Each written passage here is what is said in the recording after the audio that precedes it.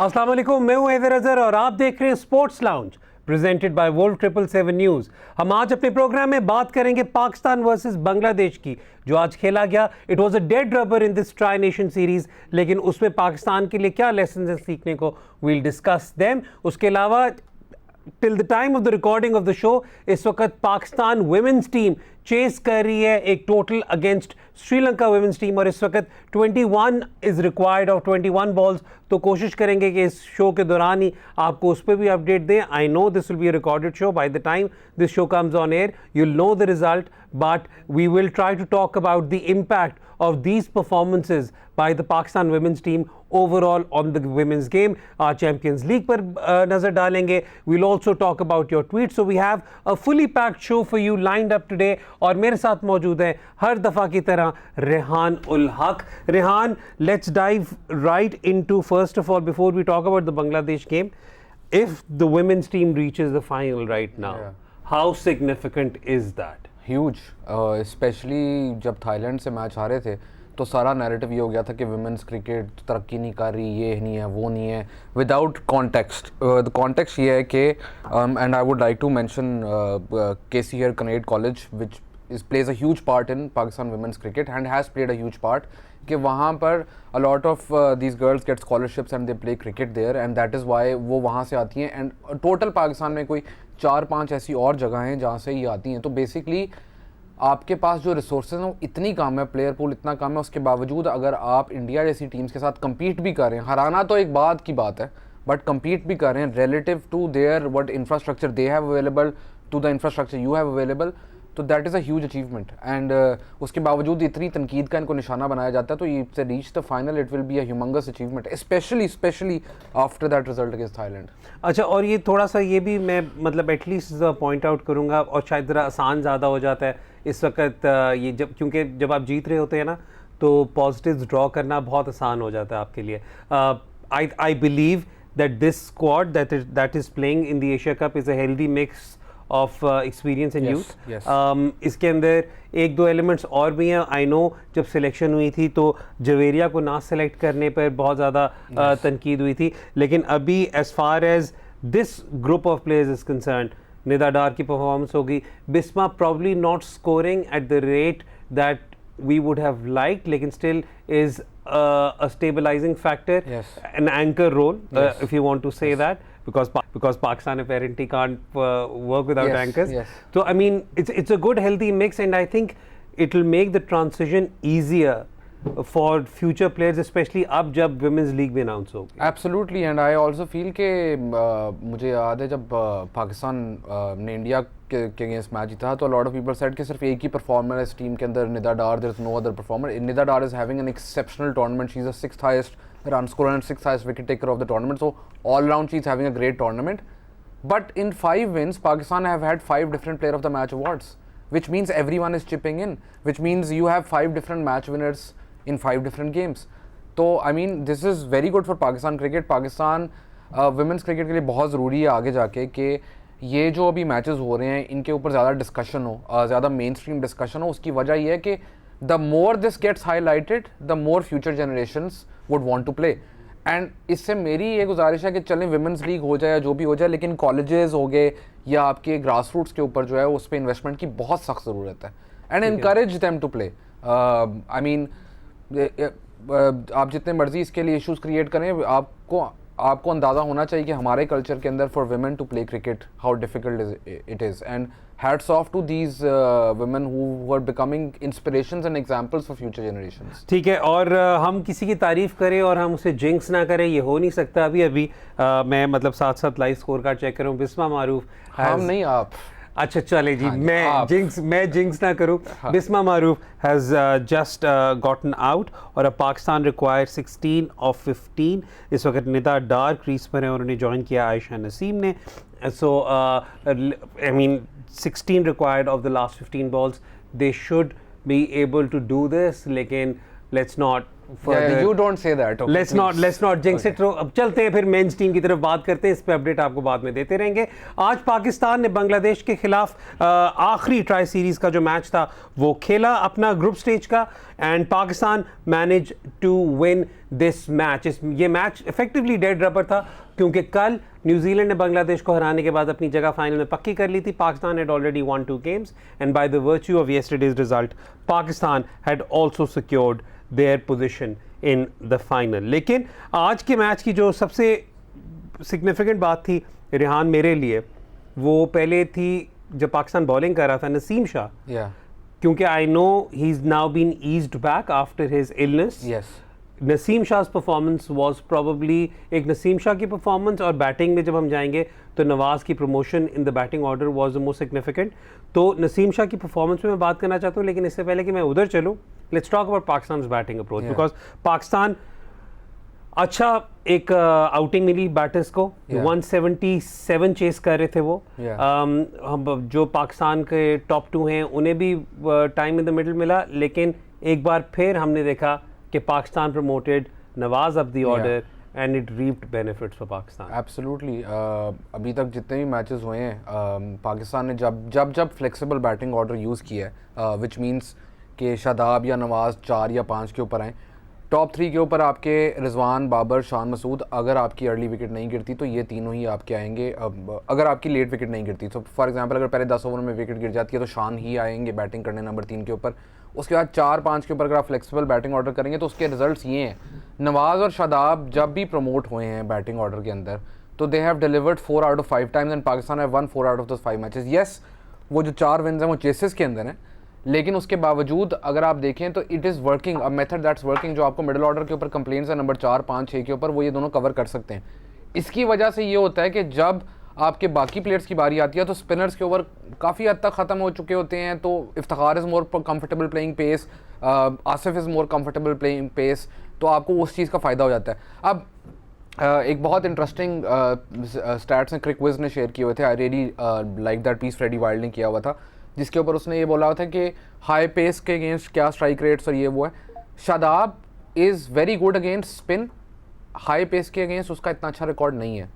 Similarly Asif Ali and Khushdil I know is not in great form, high pace के against उनके ज़्यादा अच्छे नंबर्स हैं। तो आपने कोशिश ये करनी है कि जो आपका player against which particular type of bowling ज़्यादा इफेक्टिव है उसको उस टाइम पर आप लेकर आएँ। पाकिस्तान के लिए I know a lot of people are talking right now about Nawaz getting dropped against maybe a team like India और South Africa with lot of left handers, India का मिड। ये सवाल हमारे पास ट्वीट्स पे आए भी हुए हैं, वो तब उससे ज़्यादा डिटेल में करेंगे, लेकिन पॉइंट ये है कि आप उनकी बैटिंग फॉर्म भी देखें, हर दफ़ा नहीं चलेंगे। इट इज़ इम्पॉसिबल किसी भी दुनिया के किसी भी बैटर के लिए जो कि 10 ओवरों के बाद बैटिंग करने आ रहा है T20 इंटरनेशनल में, क्या हर मैच में चलेगा। तो that caveat needs to be taken into account, and उसके बाद आप ये देखें कि आप किस टीम के अगेंस्ट खेल रहे हैं। Right decision to promote Nawaz here instead of Shadab because of the bowling lineup they are facing. ठीक है, अब बड़ी इंटरेस्टिंग चीज़ मुझे लगती है, I was looking up some data, Shadab and Nawaz में फ़र्क। Shadab is along with Azam Khan and Shoaib Malik, those 3 are your best players of leg spin right now, best hitters of leg spin. ठीक है, और शादाब खुद leg spinner. Nawaz is a left arm spinner and he plays left arm spin really well. अब आप जब उसके overall matchup numbers देखेंगे तो आप कहेंगे कि यार इतना अच्छा स्ट्राइक रेट तो नहीं है इसका लेफ्ट आर्म स्पिन के अगेंस्ट, लेकिन उसका जो कन्वर्जन है off left arm over, so basically अगर लेफ्ट आर्म स्पिनर उसको बॉलिंग कर रहा है तो देयर इज अ चांस कि he will not hit 1 boundary and take a single, there is a chance that he will hit 2, 3, 4 boundaries in the same over. So in 1 over he can change the complexion of the match completely. Domestic में मुझे एक match याद है, फैसलाबाद में he was playing and एक side की boundary छोटी थी, left arm spinner was bowling to him and he basically I think scored 3 sixes या couple of boundaries in the other over. तो in that 1 over he can completely change the complexion of the game. तो अगर आप इनको properly utilise करेंगे, I know Australia के अंदर finger spinners बहुत कम बॉलिंग करेंगे, लेग स्पिनर्स करेंगे, उस केस में आप शादाब को भेज सकते हैं जहाँ पे लेग स्पिनर ज़्यादा हो। अगर लेफ्ट आर्म स्पिनर है तो फिर आप इसको भेज सकते हैं। So either way you are covered.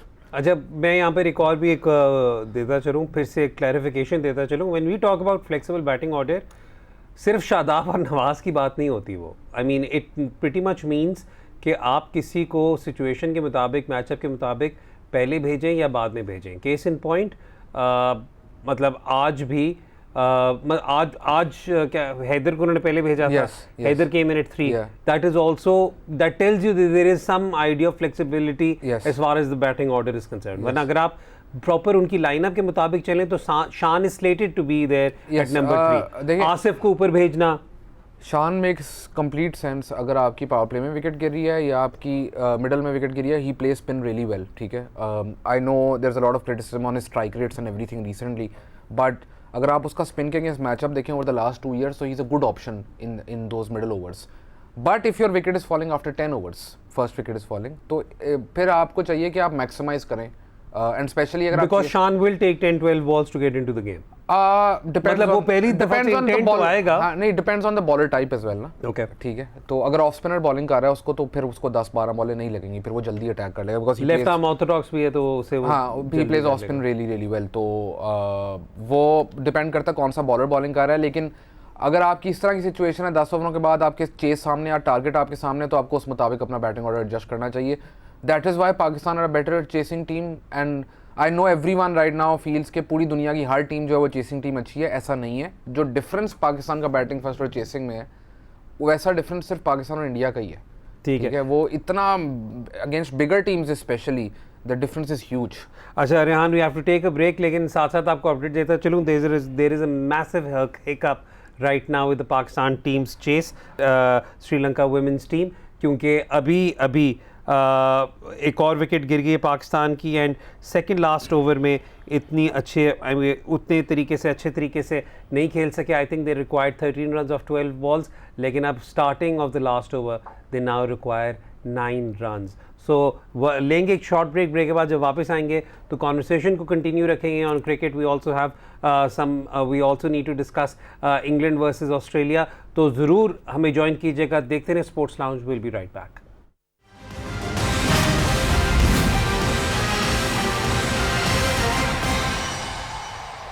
Welcome back to Sports Lounge presented by World 777 News. हमने ब्रेक ली इसलिए थी क्योंकि आखिरी ओवर का आगाज़ हो गया था in the semifinal between the Pakistan women's team and Sri Lanka women's team. और पाकिस्तान को जीतने के लिए 9 रन दरकार थे आखिरी ओवर में, and Pakistan has just lost by 1 run. A nail biter.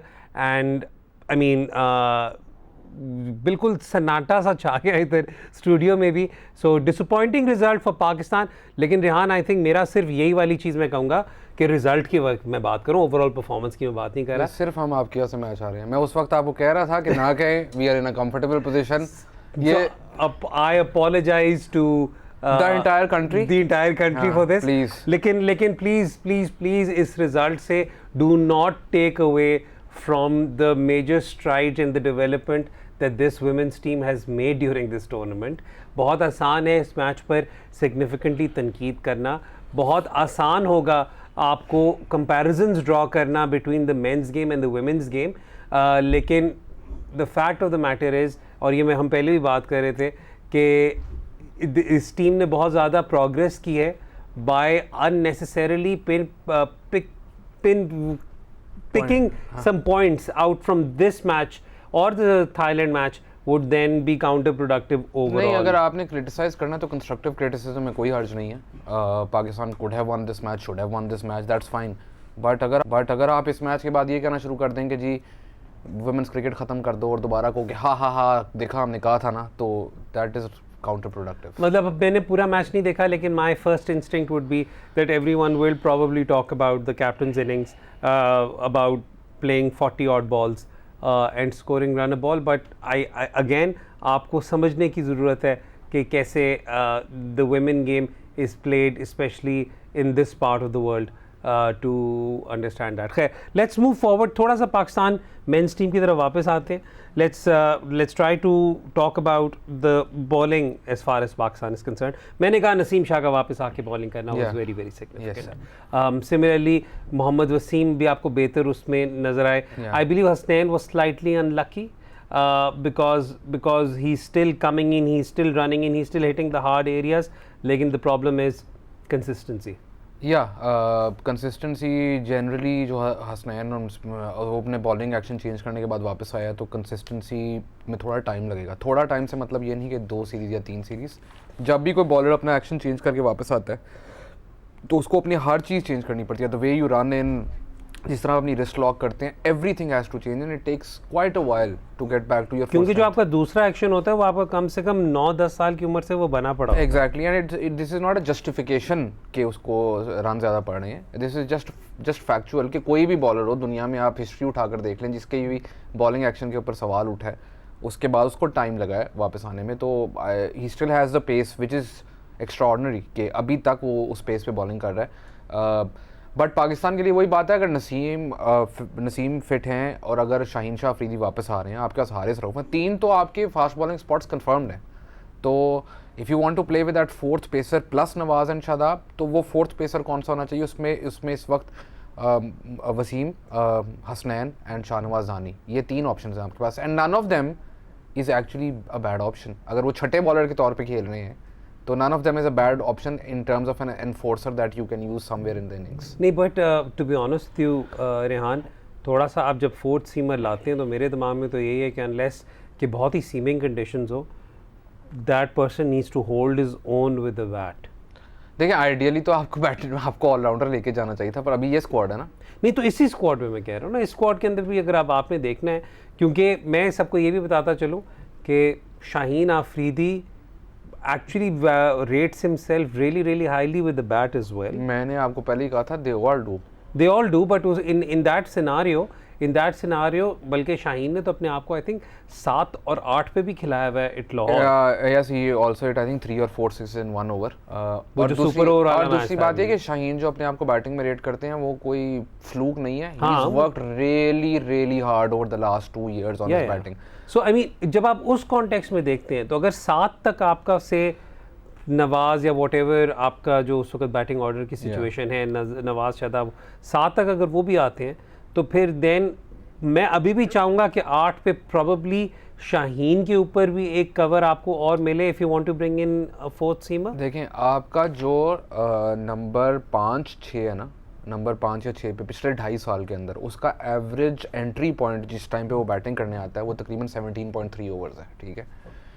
तो अगर 17.3 ओवर्स आपका एवरेज बैटिंग पॉइंट है तो नंबर 7 या 8 के बैटर को ऑन एवरेज कितनी बॉलें मिल रही हैं?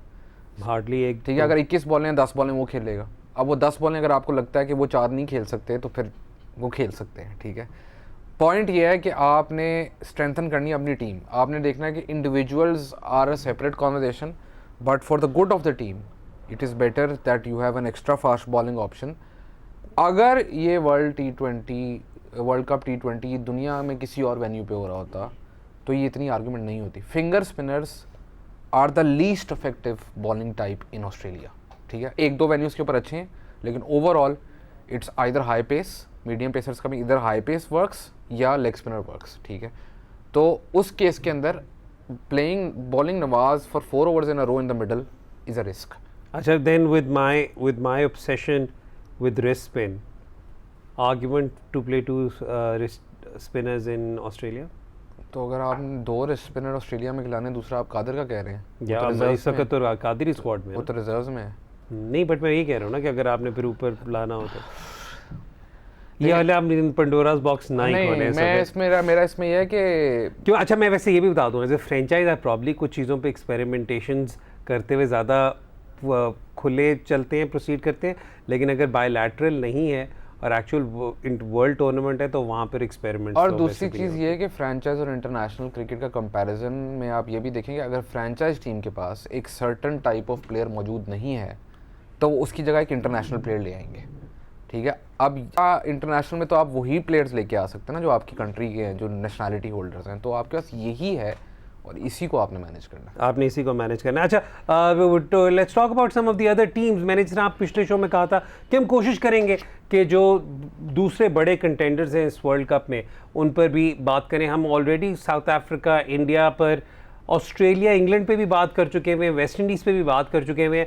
थोड़ी सी आपको और न्यूज़ भी देते चलें। Boucher will now be stepping down from his role as the head coach of South Africa. उनका original contract was till the 2023 50 over World Cup, लेकिन I believe now I think T20 World Cup के बाद he's stepping down, if I'm not mistaken. और I mean there are no mixed reactions I think as far as this thing is concerned, especially in South Africa. No I think वो काफ़ी controversial past history उठी जिसके ऊपर he was cleared, so I am not going to comment on the details of what happened. Last 2-3 years have been really difficult for them and अभी भी जो सवाल उठ रहे हैं वो यही उठ रहे हैं कि कोटा सिस्टम के ऊपर काफ़ी सवाल उठते हैं, बबूमा की फॉर्म के ऊपर काफ़ी सवाल उठते हैं.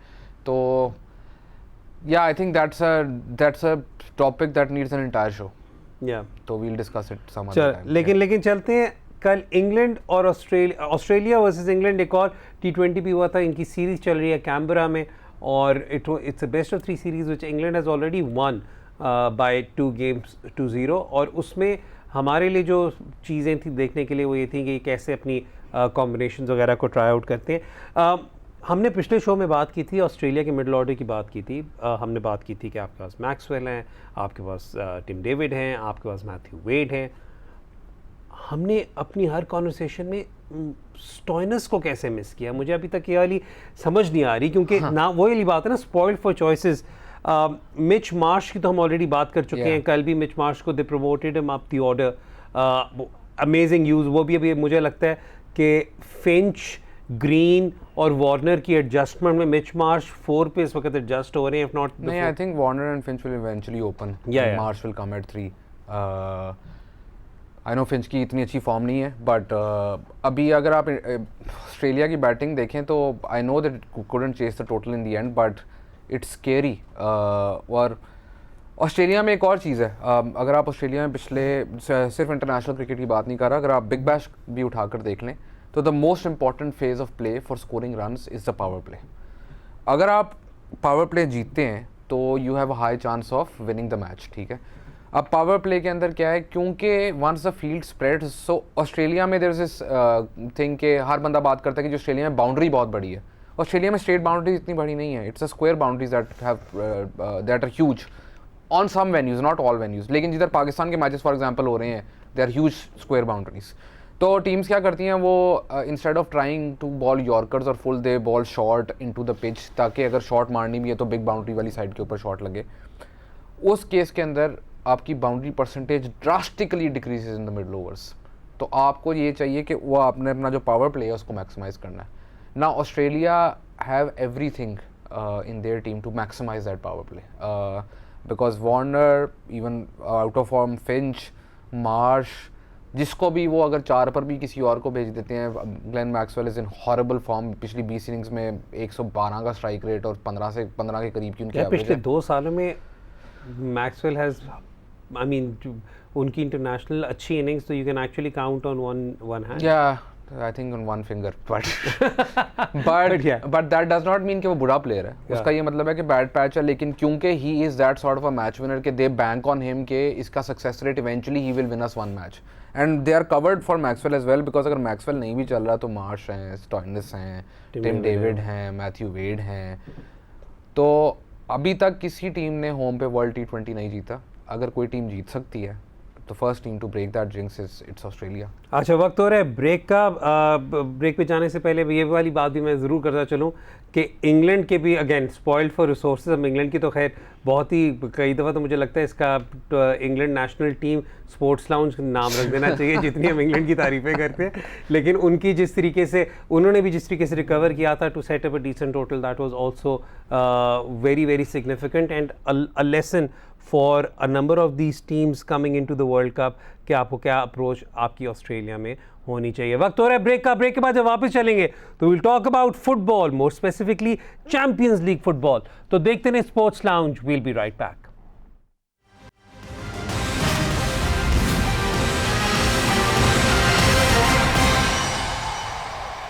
Welcome back to Sports Lounge presented by World 777 News. अब हम बात करेंगे फुटबॉल की. Champions League football match day 4 हुआ ट्यूसडे और वेंसडे को, और मैं तो ये भी कहूँगा कि अभी अक्टूबर में ही काफ़ी बड़ी टीमों के सीजन इफेक्टिवली ख़त्म हो गए. Juventus been one of them because right now the way Juventus lost to Maccabi Haifa in Israel, उनके बाद सिचुएशन ऐसी हुई है with them been 8th in the Syria and also effectively staring at an early exit in the UEFA Champions League. ना सिर्फ मैसिमिलियानो Allegri पे तनकीद बढ़ गई है, बल्कि ओवरऑल आंद्रे एनेली पर भी इतनी तनकीद बढ़ चुकी हुई है और इतना प्रेशर बढ़ चुका हुआ है कि देर आर टॉक्स के Juventus should now consider sacking Allegri. बड़े अरसे से ये चीज़ चल रही थी, लेकिन प्रॉब्लम सिर्फ ये हो रही है कि जुवेंटस का, और ये सिर्फ जुवेंटस का ही नहीं है, आपके पास इटली में अमूमन जो मैनेजर के कॉन्ट्रैक्ट्स होते हैं वो ऐसे होते हैं कि काफ़ी अगर आपने किसी मैनेजर को सैक करना है तो उसे सैक करने के बाद भी आप एक्स नंबर ऑफ मंथ्स या ईयर्स तक उनकी सैलरी पे कर रहे होते हैं, तो it becomes a lot more expensive. Rumours के मुताबिक जुवेंटस ने अगर इस वक्त मैसिमिलियानो एलेग्री को सैक करना है तो it would probably cost Juventus somewhere in the range of 20 million euros to get rid of him. 36 million, मतलब बढ़ते बढ़ते तक वो हो ही जाएगा.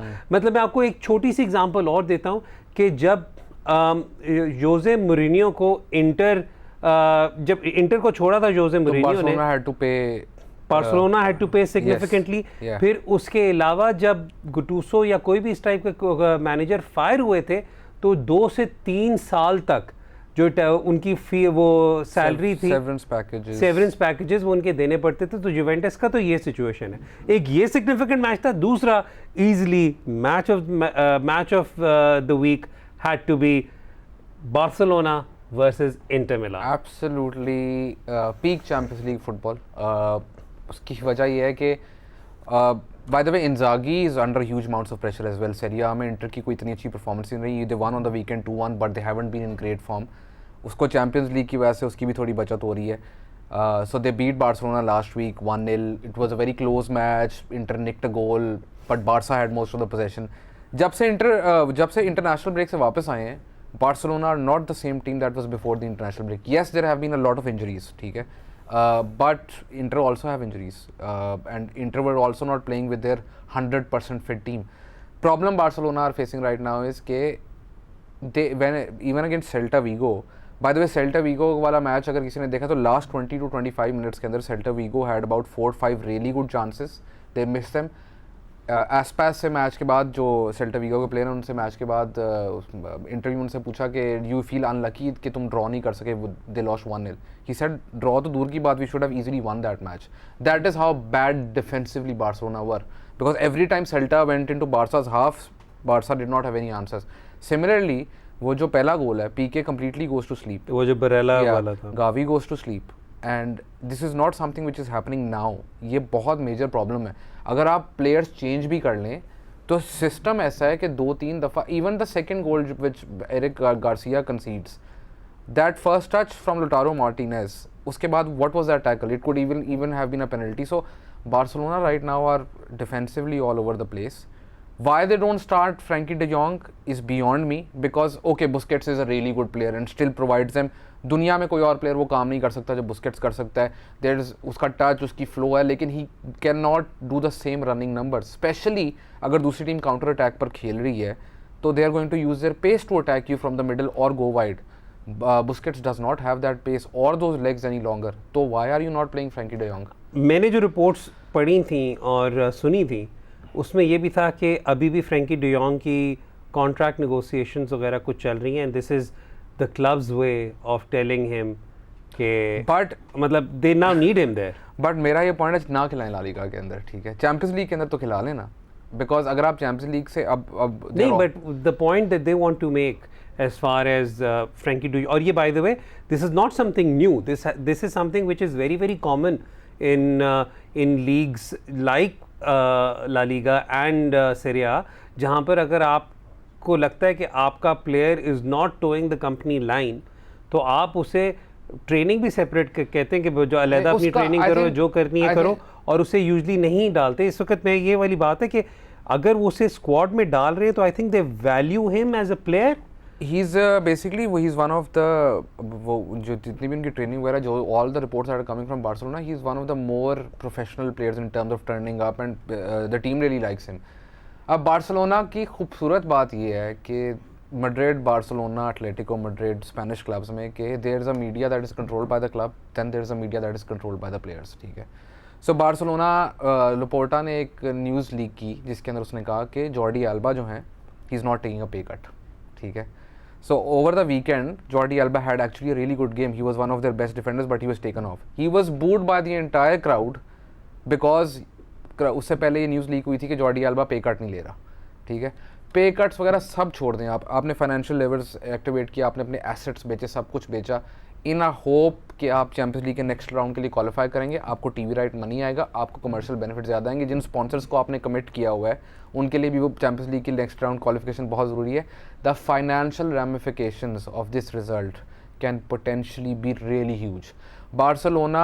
Barcelona can still qualify, by the way. Yeah, it needs to be. It will require something completely dramatic because Inter का एक match Victoria के अगेंस्ट पड़ा हुआ है and they're more likely win it. They'll be on 10 points. They Barca have to win both their matches and hope that Inter drops points in 2 games. Yeah. So that is unlikely to happen right now. And Inter could have won it. Inter could have won it. Ter Stegen is still one of the highlights for Barcelona. Because he is the inform keeper in the season. लेकिन जब oh by the way, Ter Stegen in La Liga has saved I think 21 shots out of 22. Not all of them have been completely goal scoring, but out of those 21, 10 have been high XG percentages. So XG percentage, if I'm not mistaken, I think he's conceded one जहाँ पर XG was 6 per game. Yeah. मतलब I think ये वाला stat है तो right that now should tell he's you. doing what Courtois was doing in Real last season. कि Courtois ने by the way Madrid won the league, won the Champions League. Even in the league it was Courtois who was making saves every match to keep Madrid in the title race. Ter Stegen is doing that right now for Barcelona. Barcelona का defensive issues are humongous. ठीक है. कुछ और significant results भी थे लेकिन इससे पहले कि मैं उधर चलूँ, बार्सिलोना की कुछ बड़ी बहुत मज़ेदार स्टोरीज होती हैं. कल के मैच में इंटर के जो वे फैंस थे उन्हें कैटेगोरिकली कहा गया था कि you will not be allowed two way bring your team colours इन. उसके पीछे मल्टीपल रीजंस होते हैं. एक तो इस तरीके से they try to intimidate the opposition as well, और दूसरा ये था कि जो बारसा को बहुत ज़्यादा क्रिटिसिज्म हुआ था एक दफ़ा कैंप नाउ में व्हेन आई थिंक रिसेंटली एक मैच हुआ था when the away supporters out numbered the home supporters, जिसकी वजह से they then came up with the by the way इसमें भी बहुत इंटरेस्टिंग है. लास्ट सीजन की आप बात करें, लास्ट सीजन 2-3 ऐसे मैचेस हुए थे जिसमें बहुत ज़्यादा इश्यूज हुए थे. लेकिन अभी बार्सिलोना की जो टिकट सेल्स हैं of home matches this season, and they all believe in this new project because number of players signed, तो इसलिए इट्स अ ह्यूज डिसअपॉइंटमेंट कि they are selling around 80,000 81,000 tickets every match, which is पिछले season से compare करें it is a huge number. Yeah, it is a huge number. Yeah, even in La Liga games, last one I think 81,500 fans. और उसके पीछे probably वजह ये है क्योंकि जावी ने भी यही कहा था कि whatever we wanted, we've gotten it.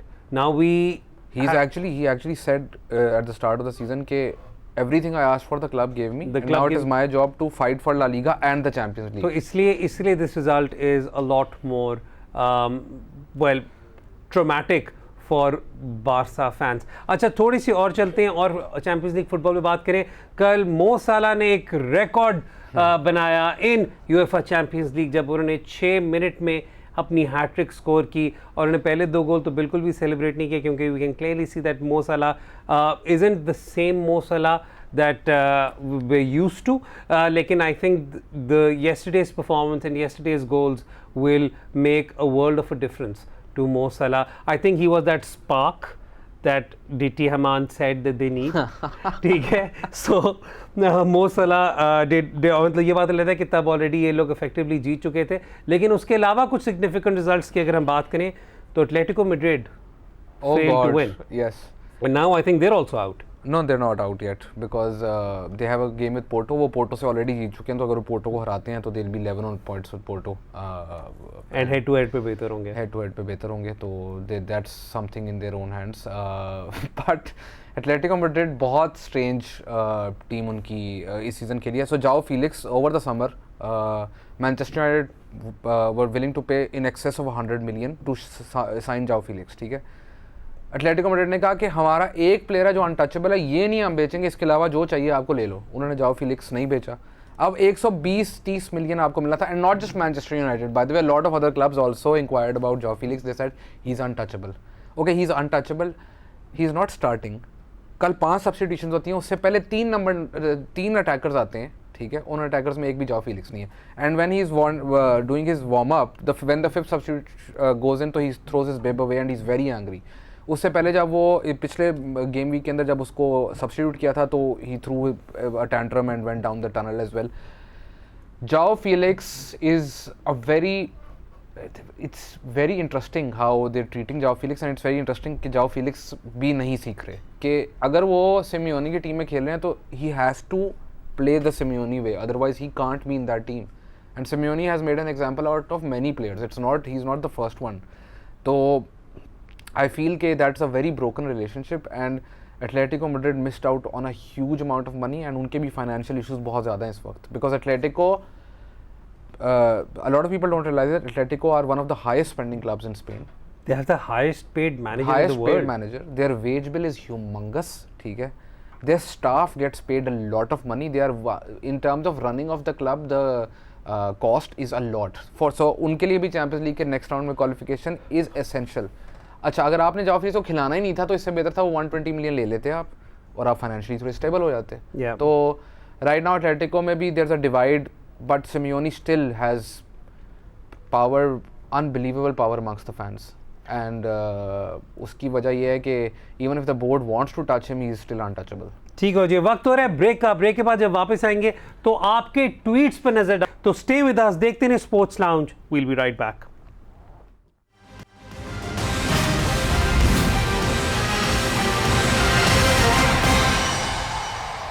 Welcome back to Sports Lounge presented by World 777 News. इससे पहले कि हम आपकी ट्वीट्स की तरफ चलें, Pakistan street child football team is taking part in the street children World Cup, और पाकिस्तान की परफॉर्मेंसेस अभी तक बहुत ही ज़बरदस्त किस्म की रही हैं. Pakistan has so far defeated Sudan, Pakistan has defeated Qatar, the home team, I believe उन्हें शायद 8 गोलों से हराया. And Pakistan has also defeated Bosnia so far 3-0, and Pakistan now has qualified for the quarter finals. I mean हमारे पास ज़्यादा इंफॉर्मेशन तो उस तरीके से नहीं है, but hats off to their media representatives and personnel जिन्होंने अपनी एटलीस्ट प्रेस रिलीजेस से हम सबको अपडेट रखा हुआ है.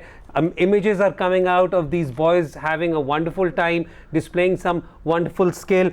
तुफैल शिनवारी हैं आई बिलीव, जिन्होंने अब तक गोल पे गोल करने शुरू किए हुए हैं, बल्कि हैट्रिक आफ्टर हैट्रिक वाली सिचुएशन हुई हुई है. So I mean really excited for these young kids, और हम कोशिश ये करेंगे कि एक बार जब ये टूर्नामेंट ख़त्म हो तो we get someone from the team and we talk to them about their experiences. पिछली दफ़ा जब टीम ने लास्ट टाइम खेला था तो रिजल्ट्स ऑन द फील्ड तो बड़े अच्छे थे, लेकिन कंट्रोवर्सी स्टार्ट हुई थी जब वो वापस आए थे, when a lot of people committed them financial rewards, and I to this day do not know whatever happened. मैं हर 6 महीने बाद वो रीट्वीट कर देता हूँ. वो I don't know. Like, I think we should raise that. I think if they've been paid, then great. But yeah, please, अगर आप कुछ एथलीट्स को प्रॉमिस करते हैं और स्पेशली जिस तरह के वो बैकग्राउंड से आते हैं, तो please fulfill those promises. Fulfill those promises. या करें ही ना, खुदा के लिए कर दिए तो कर दें पूरे. तुफैल शिनवारी के अलावा जो दूसरे खिलाड़ी थे जिन्होंने कतर के खिलाफ हैट्रिक की थी, that was Adeel. So again there will now be playing quarter final, and we will keep you posted in our next show. Hopefully by the time the next show comes around तो ये tournament अपनी conclusion तक पहुंच चुका होगा. Best of luck to these young boys representing Pakistan, and congratulations for raising the flag high for us. अब चलते हैं जी आपके ट्वीट्स की तरफ. बाय द वे, मैं बहुत खुश हूँ हमने फुटबॉल पे बात की है, हमने street child football world cup की बात की है. इतनी ज़्यादा T20 क्रिकेट पिछले 6 महीने में मैंने देख ली है ना कि it feels like every time जो भी हम बात कर रहे हैं वो पिछले हफ्ते भी की थी, उससे पिछले हफ्ते भी की थी. And it is true for everyone who is even watching the sport. It is an overdose of T20 international cricket right now. ये हमारा शो बंद करा कर ही छोड़ेंगे. चलते हैं जी अगले आपके ट्वीट्स की तरफ. Let's have the tweets on the screen. Taimur हमसे पूछ रहे हैं कि डोमेस्टिक परफॉर्मर्स तैयब ताहिर और जैन अब्बास जैसे खिलाड़ी, उन्हें चांस क्यों नहीं दिया गया इंग्लैंड सीरीज में, even though current players haven't been performing up to the mark for a while now. Every other team has formidable middle order except for Pakistan. Taimur, मैं अब यहाँ पर आपको ना बड़ा एक और यहाँ पे बात करता हूँ. I am a huge Zain Abbas fan. I've been a Zain Abbas fan since the time जब मैं वैसे डोमेस्टिक क्रिकेट नहीं देखता था, लेकिन नेशनल T20 में मुल्तान टाइगर्स को जब जैन अब्बास रिप्रेजेंट करते थे तो आई रियली लाइक्ड हिम. बल्कि in fact there came a time when was completely surprised when he was completely out of conversation for everything. And Tayyip Tahir has done phenomenally well. लेकिन England की series का जहाँ तक है सवाल, वो मेरे नज़दीक तो यही होगा कि रेहान, आप एकदम से अगर आपने प्लानिंग की हुई है वर्ल्ड कप के लिए ओवर द लास्ट 2-3 ईयर्स, तो आप एकदम से नए प्लेयर्स को इस सीरीज़ में, Aamir Jamal was a different case all together, Abrar was a different case because they were two different types of players जो पाकिस्तान के ऑलरेडी स्क्वाड की कंसिडरेशन में भी नहीं थे ना दोनों, कंसिडरेशन में भी नहीं थे। तो आई मीन उस सेंस में इट देखिए, मैं इसका इफ्तिखार पाकिस्तान टीम में कोई ऐसे नहीं सिलेक्ट हुआ कि किसी को एक दिन ख्वाब आया और अगले दिन इफ्तिखार सिलेक्ट हो गया। वो भी नेशनल T20 कप में परफॉर्म करके वो सिलेक्ट हुआ। खुशदिल भी ऐसे ही सिलेक्ट हुआ। अब आप कह रहे हैं कि ज़ैन अब्बास या तैयब ताहिर या साइम अयूब या lot of other people, and best of luck to them for the future, आप कह रहे हैं कि वो भी परफॉर्म कर रहे हैं, ठीक है। वो अगर इसी टूर्नामेंट के अंदर इफ्तिखार अवेलेबल होते, खुशदिल अवेलेबल होते, तो फिर आप उनको कंपेयर कर सकते थे आपस में, ठीक है। अब ये हुआ कि मैं आपको इसकी 2 example stand out here for me. Naseem Shah becomes the top wicket taker, one of the youngest players Quaid-e-Azam trophy के अंदर, he has a great season, then he gets picked for Pakistan. Next season क्या बात हो रही है जी, domestic में perform कर रहे हैं अब लड़के, उनको चांस मिलना चाहिए। Naseem play test cricket at the time. अब वो दूसरे बंदे ने विकेट्स इसलिए वो हाईएस्ट विकेट टेकर दूसरा बना था क्योंकि नसीम wasn't playing डोमेस्टिक ना, कंपैरिजन तब होता जब दोनों सेम खेल रहे हो। Naseem wasn't playing, Shaheen wasn't playing. Similarly, Zafar Gauhar was player of the tournament in the Qaid Trophy, picked for the Pakistan team, goes to New Zealand, plays 1 test match, दोबारा कभी नहीं खेला, और आप कह रहे हैं कि उसकी जगह आपने नुमान को टीम में डाला। Great for Noman, consistent domestic performer, आपने उसको टीम में डाला क्योंकि जफर कायदम ट्रॉफी खेले ही नहीं थे इस सीज़न। तो आप सिर्फ कंपेयर तब कर सकते हैं जब ये सारे प्लेयर एक ही टूर्नामेंट में खेल रहे हो। ये तो नहीं हो सकता कि आपके टॉप प्लेयर्स नहीं खेल रहे हो फिर आप कहेंगे जी you know this guy done really well so put him in the team. So comparisons need to be in context to what's happening. And Iftikhar was a player of the tournament, if I'm not mistaken, the last national T20 Cup. Iftikhar was a player of tournament of pretty much everything last year. Khushtil was a player of the tournament in the season before that. ठीक है, तो वो अब इस साल आप उनको नहीं देख रहे बिकॉज वो खेले नहीं। अगर वो खेलते तो आप शायद दोबारा ये बात कर रहे होते कि ये इधर डोमेस्टिक क्यों खेल रहे हैं, इनको तो इंटरनेशनल में होना चाहिए। अच्छा, मैं तैयब ताहिर पे तो ये वाली बात नहीं कहूँगा क्योंकि तैयब ताहिर ने ऑलरेडी अपनी गेम की एवोल्यूशन बहुत शॉर्ट टाइम में दिखाई है, बड़ी पॉजिटिव डायरेक्शन में। देखें, he's a good, लेकिन मैं साइम अयूब, लेकिन ज़ैन पे मैं एक बात सिर्फ मैं ये कहना चाह रहा हूँ, ज़ैन पे मैं ये वाली बात कहना चाह रहा हूँ कि अगर आपको अभी इस वक्त इशू है ना अपने टॉप 3 का कि ये ज़रा ज़्यादा एंकर रोल प्ले करते हैं, तो Zain Abbas is more of an anchor than an all out hitter या बैशर या stroke. I mean I would love to be proven wrong here, but that's at least my assessment. No, but I think Zain, I'm best of luck to him. May he score a lot of runs. Yeah, and may I think he. I really hope he gets an I think opportunity उसके अंदर इतनी ability भी है कि वो अपना जो है evolve कर सकता है into a more bigger hitter. Tayyab Tahir ने evolve करके दिखाया है। करके दिखाया है। He's a very good fielder and उसने काफ़ी improve किया है। साइम अयूब है, तो ये सारी चीज़ें, ये वर्ल्ड T20 खत्म होता है, आप इनको डालने टीम के अंदर and give them an extended run.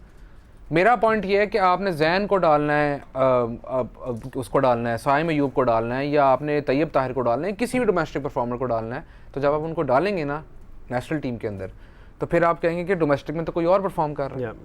तो माई पॉइंट इज कि give an extended run to the guys in international cricket and comparisons can only be done if players are playing in the same tournament. Let's have the next tweet जी on screen. Mubashir पूछ रहे हैं, discuss the run rates by lengths in Australia especially Melbourne, also El Clasico prediction. तो मैं तो भूल ही गया यार, एल क्लासिको भी भूल ही गया। एल क्लासिको इस वीकेंड पर है और आई बिलीव इंग्लैंड में भी तो एक बड़ा मैच है यार, मैन सिटी लिवरपूल। मैं वो इतना अच्छा मैनचेस्टर सिटी वर्सेस लिवरपूल भी 2 big matches. So let's just quickly have the El Clasico predictions. You're going with Madrid? No, I'm not. अच्छा, okay. Because Barcelona play much better football away from home. Madrid play much better football away from home these days. तो match Bernabeu में, and both teams by the way are playing shockingly bad football since the international break. Like they have been really bad. It's lucky, both of them are lucky कि उनको results आते रहे। Barcelona तो Champions League में हो गया, लेकिन Real have also been lucky. But you're going with which team? You're going with Barca? Draw. ये उसने वो किया. I think Barcelona, if they don't win this match, then there's going to be a lot of concerns. तो I think motivate करने के लिए Xavi won't need much except for I mean उनको motivation की इंटर के against भी ज़रूरत नहीं थी जिस तरह उनके reactions वगैरह थे, but right now the 2 Spanish giants, actually the 3 Spanish teams are not playing very well. ठीक है। अच्छा, आप आ जाएं रन रेट्स इन ऑस्ट्रेलिया।